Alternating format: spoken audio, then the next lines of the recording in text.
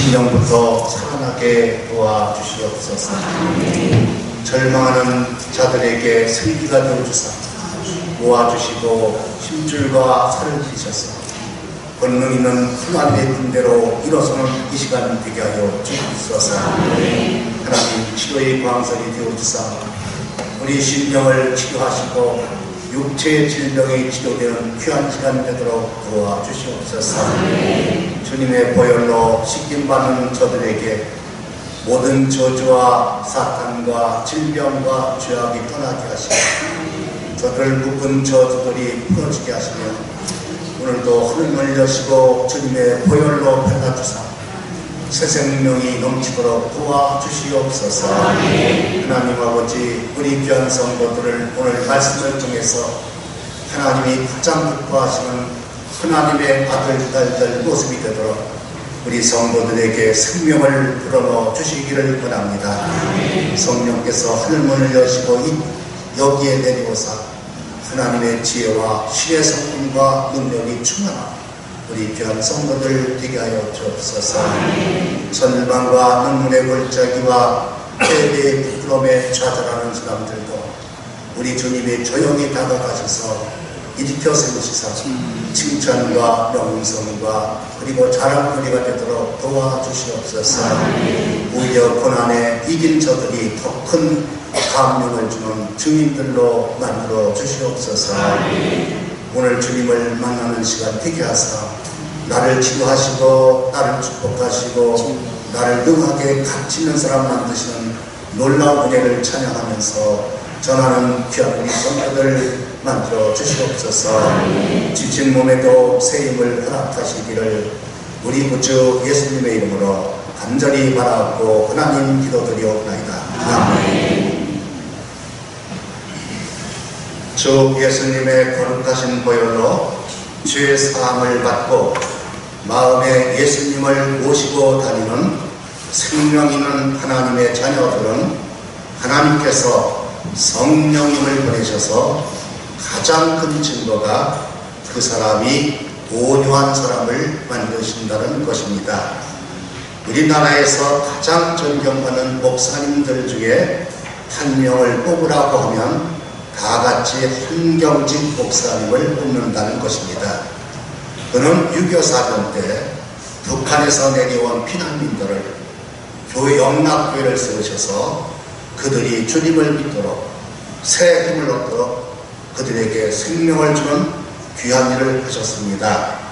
뿐만 아니라 6.25 사변 때 많은 남자들이 전쟁터에서 생명을 잃게 되니까 홀로 된 과부들이나 할머니들, 할아버지들을 보리원을 세워서 그들을 생명을 연장시켜 주시고 삶을 누리도록 도와줬습니다.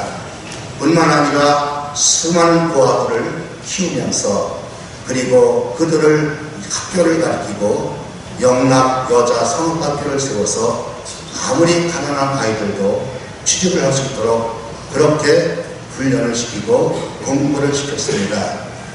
또한 그는 군목제도를 시켜서 수많은 젊은이들이 주님을 믿도록 우리나라에 큰 역할을 하면서 템플턴 상을 수상했습니다. 오늘날 이렇게 이제 프란치스코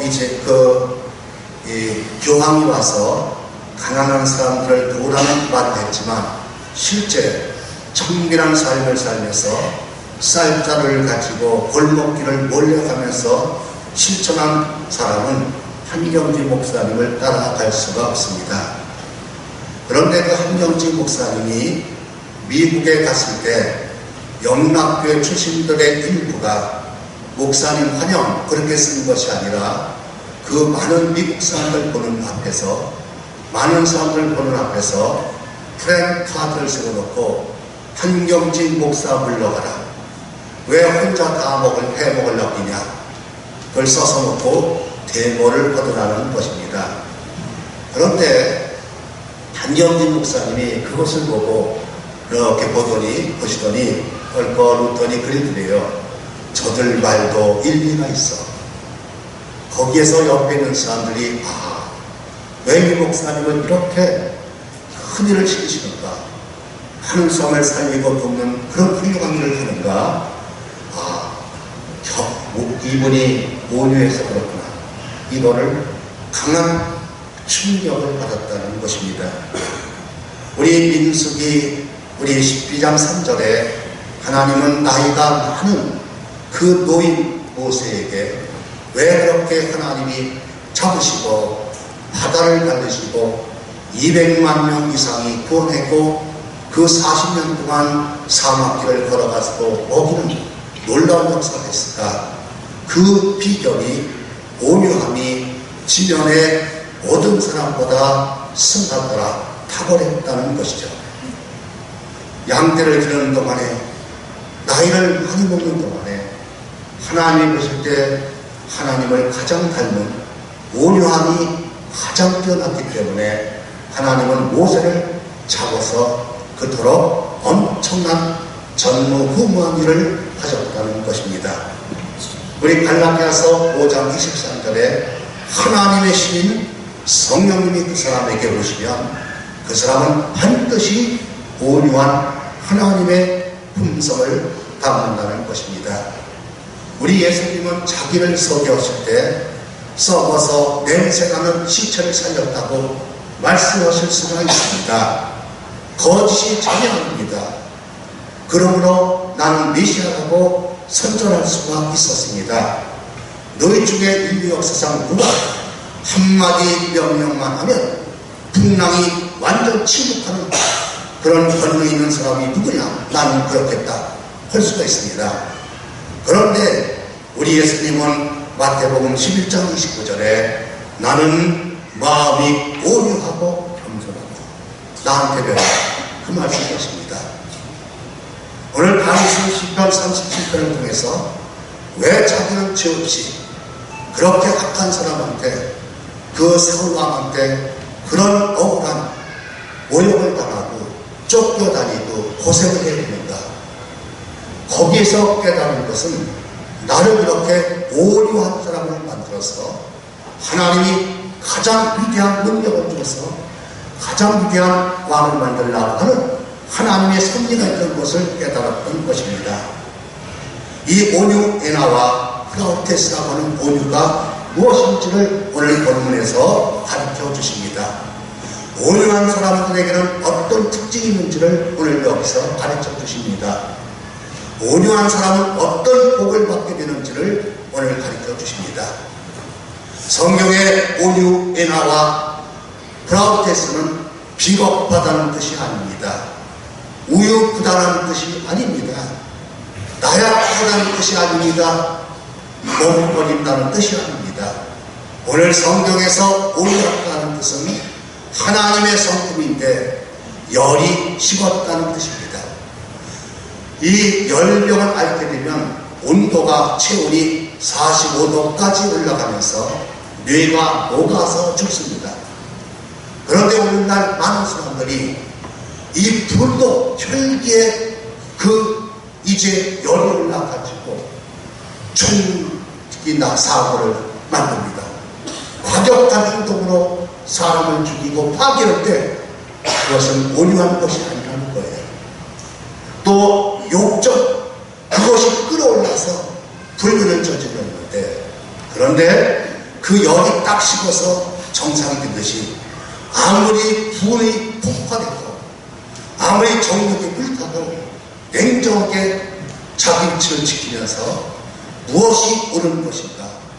어떻게 하나님이 결과를 좋게 하실까? 침착하게 정확하게 자기 위치를 잡고 올바른 판단을 하는 것이 온유하다는 것입니다. 온유가 무엇일까? 마태복음 23장 34절에 이에 예수께서 이르시되 아버지여 저희를 사하여 주옵소서 자기의 하는 것을 알지 못합니다. 무슨 뜻입니까? 자기들의 죄를 위해서 십자가에서 형벌을 대신 지시는 예수님을 그들은 모욕하고 조롱했습니다. 그런데 주님은 용서에 기도하는 거예요. 왜요? 이 온유라는 뜻은 그 결과는 하나님께 맡기고 나는 오직 선을 배운다. 그게 온유입니다. 판단은 하나님 것입니다. 상과 벌을 하나님 것인 것이다. 나는 어디로 대할 그런 책임만 있다. 그것이 온유라는 것이죠.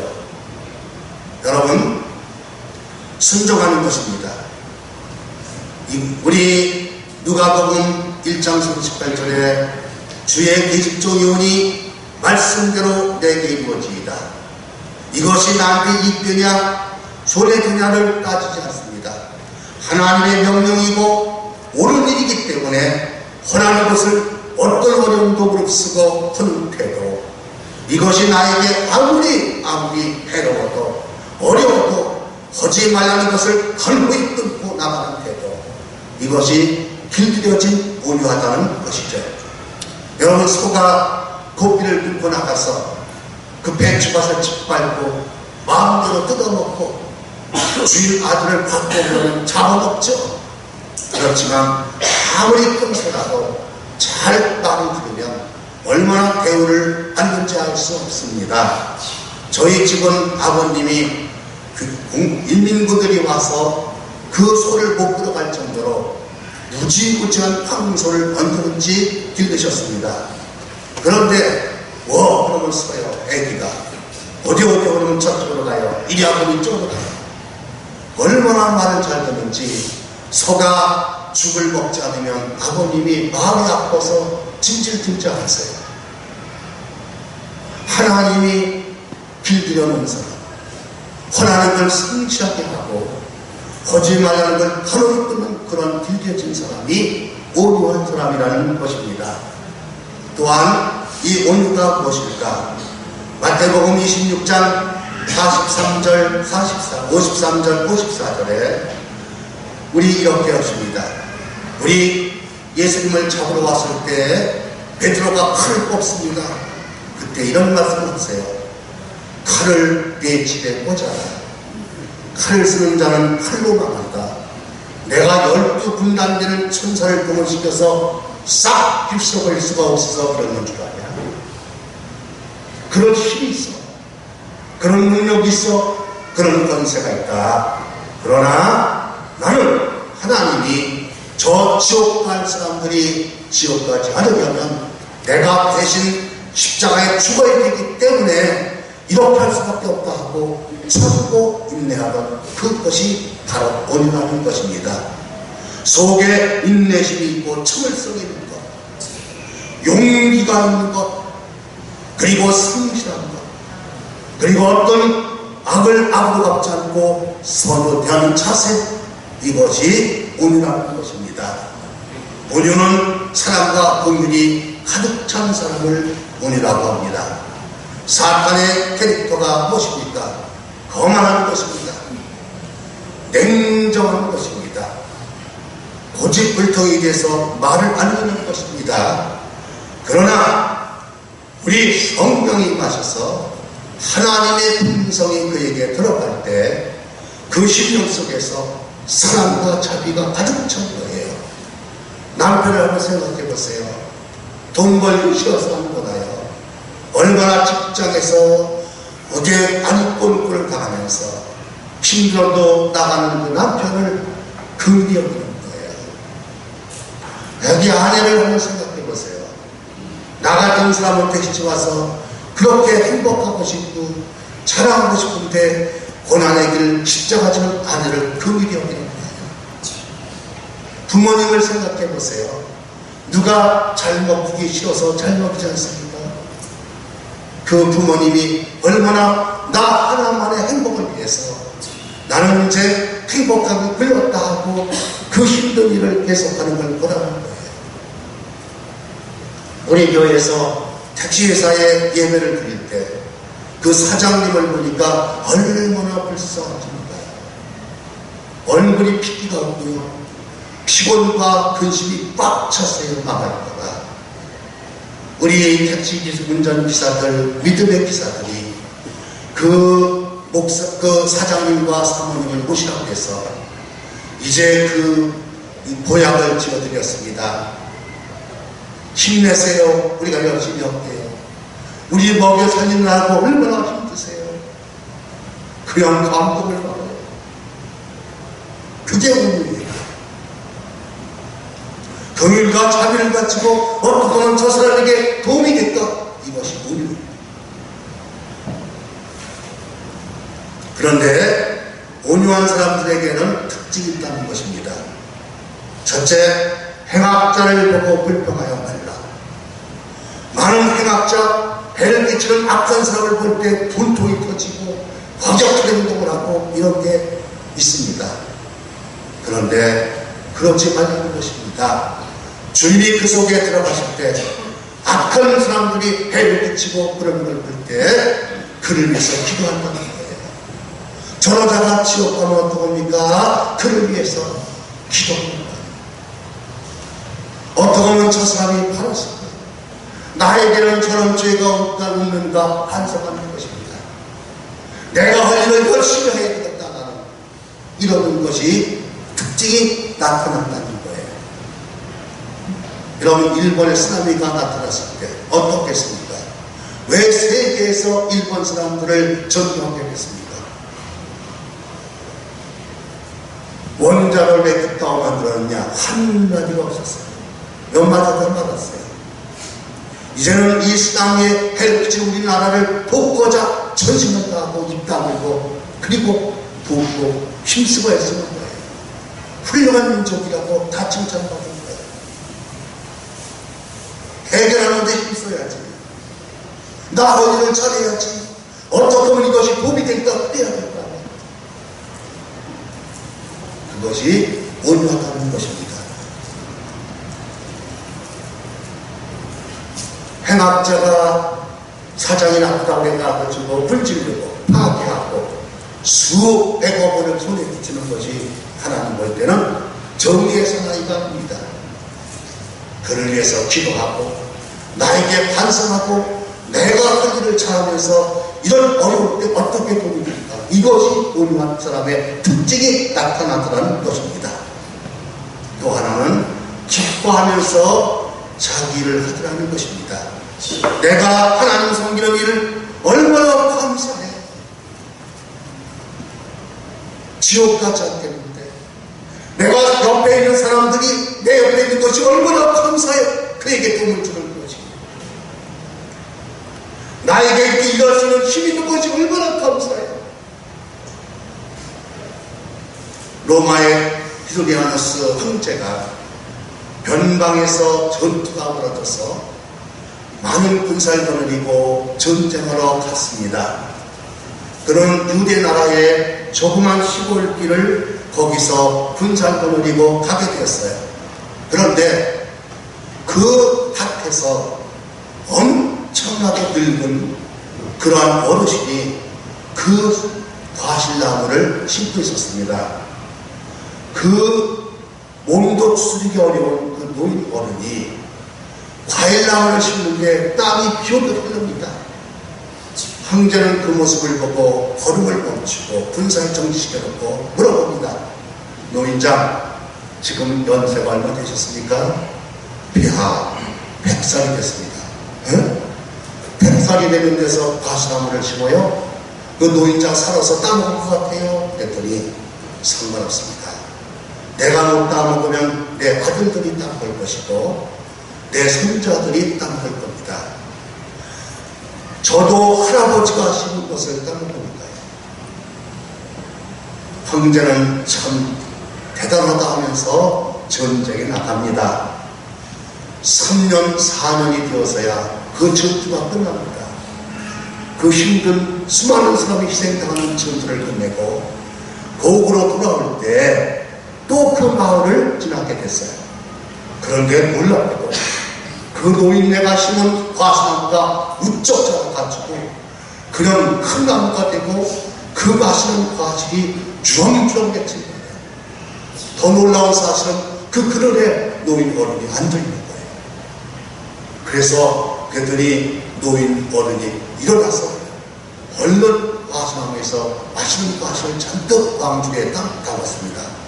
황제한테 바치면서 폐하, 얼마나 전쟁에서 힘들었습니까? 하나님이 나를 더 살게 해주셔서 내가 심은 과실을 맛보고 황제님께 드립니다. 이걸 알아차린 유대인들이 탈무에 갖다 기록하고 유대인들 청소년들은 이렇게 살아라. 미래를 따지지 말고 이익을 따지지 말고 성실해라. 그렇게 가르쳤습니다. 이게 유대인들의 모토예요.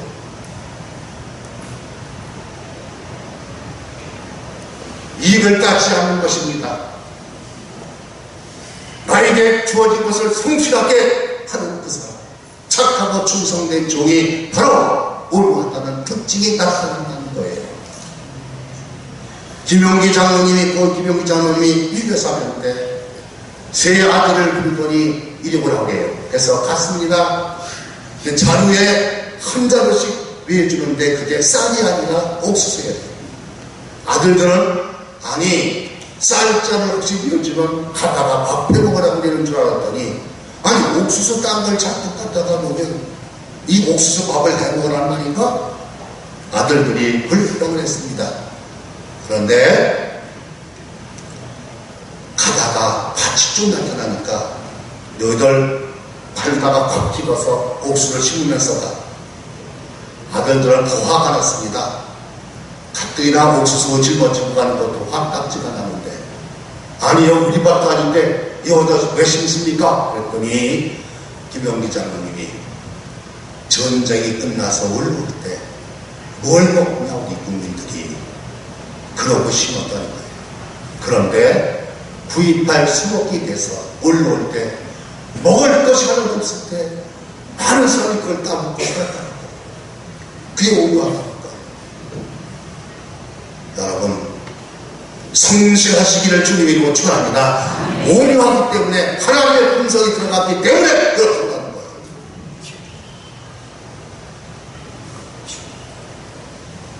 결과를 하나님께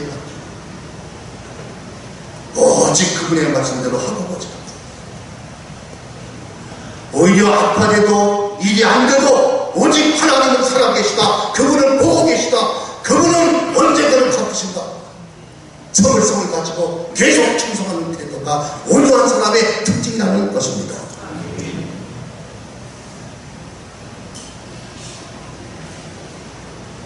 우리 하나님께서는 우리 그 사람이 성실한 것은 무엇으로 증명합니까?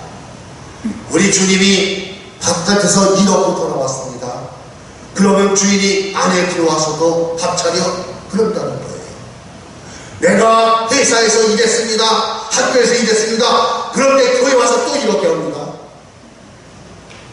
그럴 때 어떻게 합니까? 어디 가든지 섬기는 때도 밖에서 섬기고 안에서 섬길 때 하나님 섬기고 사람을 섬기는 때 천국에서도 섬깁니까? 거기를 하나님을 특별히 배운다는 거예요.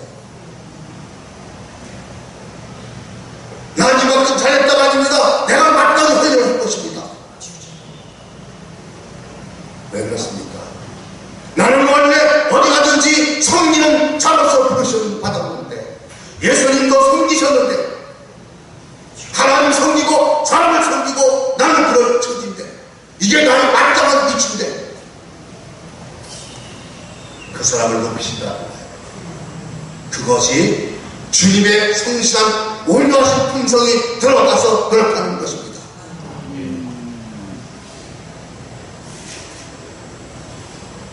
그리고 오늘 본문에는 악인들은 악한 계획을 꾸민다는 것입니다. 어떻게 저거 해를 끼칠까? 그런데 온유한 사람은 꼭 선한 일을 도모한다는 거예요. 어떻게 우리 교회를 잘 되게 해줄까? 어떻게 저 사람이 고침을 받을까? 저 집안이 잘 될까? 선한 계획과 목표를 가지는 것은 그에게 온유하신 주님이 들어가셔서 그렇게 된다는 것입니다. 온유한 사람은 오늘 본문에 무슨 특징이 있다고 했습니까? 의인의 적은 소유가 악인의 풍부함보다 승하도다 16절에 있습니다. 무슨 뜻입니까? 한 문 하나씩 골라줬을 때 에게 그러는 것이 아니라 그 작은 걸 주셔도 선하게 선용하고 바르게 그걸 사용할 줄 아는 사람이 온유한 사람이라는 거예요. 지그지글러가 거린 두 사람에게 10달러씩 줬다는 거예요. 그랬더니 한 사람은 아니 10달러 가지고 뭐 해놨어? 많이 주지. 가서 술을 사 먹으라는 거예요? 한 사람은 아니. 내가 뭔데 저 사람이 모르는 사람이 식단을 줘. 이건 나는 이렇게 내가 실패지면 안 되지. 은혜 갚아야지. 10달러 가지고 볼펜을 사면 장사를 그래요. 그 사람이 나중에 부자가 되고 와서 갚고요. 또 자기도 불쌍한 사람 도와주더래요. 그게 온유하다는 거예요. 여러분, 내가 재산이 적고 할아버지가 적고 배운 게 없어서 여러분 그걸 성실하게 바르게 선하게 사용하는 사람은 온유한 사람입니다. 그 사람에게 더 나으신다는 것입니다.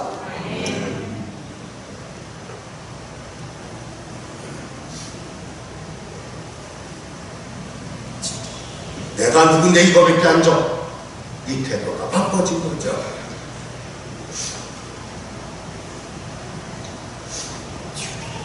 어디 가든지 온유한 사람은 도움 주려는 태도입니다. 어떻게 하면 일이 잘 될까? 저 사람이 잘 될까? 저 사람이 일어설까? 온유하기 때문에 그런 태도가 나타난다는 것입니다. 오늘 여기서 화평케 하는 자라고 했습니다. 일이 잘 되기 위해서 열심히 협력해 주는 것이죠. 우리 남자들 세계에서 왜 남자는 군대 갔다 와야만이 사랑되느냐 그런 말이 돕니다. 왜 그렇습니까? 내 마음에 들지 않은 상관에게 잘 걱정해서 어떤 과업을 성취하는 태도, 내 마음에 들지 않은 친구들을 잘 협력해서 그런 큰일을, 어려운 일을 해결하는 태도, 내 마음에 들지 않은 그 부하들을 잘 달래고 이끌어서 어떤 어려운 일을 성취하는 태도가 그 사람 성공하는 비결이라는 거예요. 우리 마음에 들지 않는 모자라는 그런 사람들과 연합해서 선한 일을 해가는 능력자가 될 때 하나님은 화평케 하는 자에게 복을 내리시는 줄로 믿습니다. 아멘.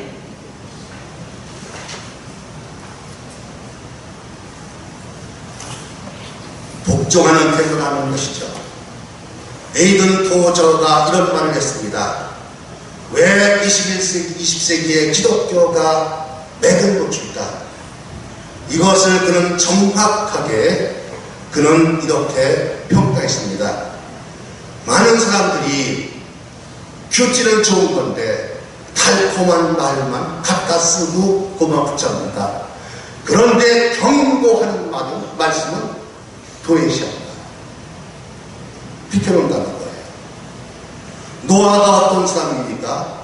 하나님의 경고를 받아들이고 하지 않은 일을 끊고 하는 일을 하는 것이 바로 노아는 하나님 축복하신 비결입니다. 달콤한 말을 붙잡고 하나님의 경고를 무시하는 것은 독약과 같이 해롭다 했습니다. 하나님의 약속의 말씀도 강하게 붙잡으시기를 바랍니다. 그러나 하나님의 경고도 믿고 끊으면 하나님이 그 사람을 축복하세요. 그게 온유하다는 거예요. 만약에 학생이 선생님 내가 좋아하는 과목만 시키고 내가 싫어하는 거 시키지 말아요. 그러면 어떻게 훌륭한 사람이 되겠습니까?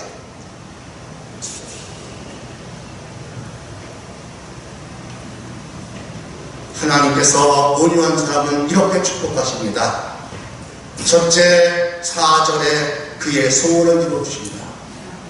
여러분, 나의 소원, 내 아들딸의 소원, 우리 교회의 소원이 기도하는 동안에 이루어주시기를 바랍니다. 겸손한 사람, 온유한 사람은 꼭 이루어주신다는 거예요. 온유한 사람은 정오의 빛같이 해주신다. 너 온유해봐라. 모세처럼 요셉처럼 온유해봐. 그러면 너 빛나는 존재가 되게 하시고 많은 사람을 도와주는 빛된 사람 되게 하시죠.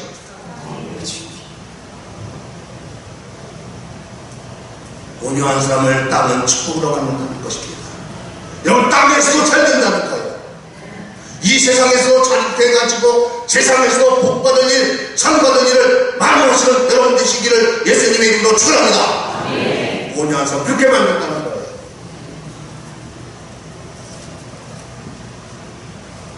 온유한 사람은 풍부한 화평으로 즐길 것이다. 모든 것이 항상 항상 넉넉하여 모든 착한 일을 하도록 너 풍성하게 만들어준다. 내 자손까지 복을 주신다. 영원한 기업 하늘나라를 상승시켜주겠다. 네가 없어져도 내가 일으켜주리라. 어떤 어려운 상에서 내가 막아주고 일으켜주리라.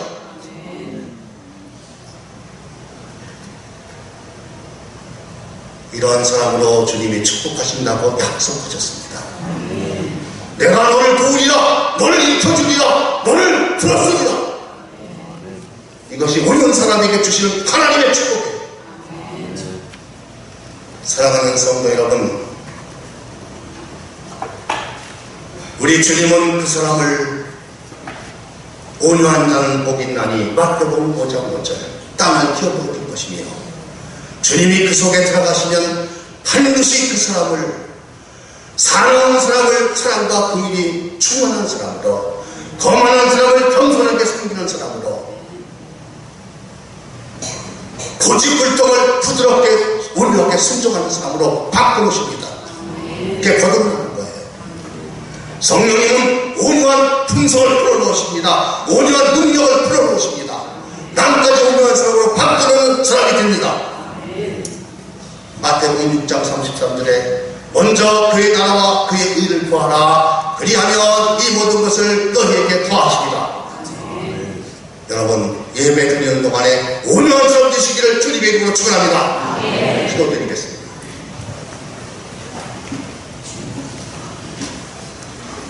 우리 다 같이 한 1분만 통성으로 기도드리겠습니다. 하나님,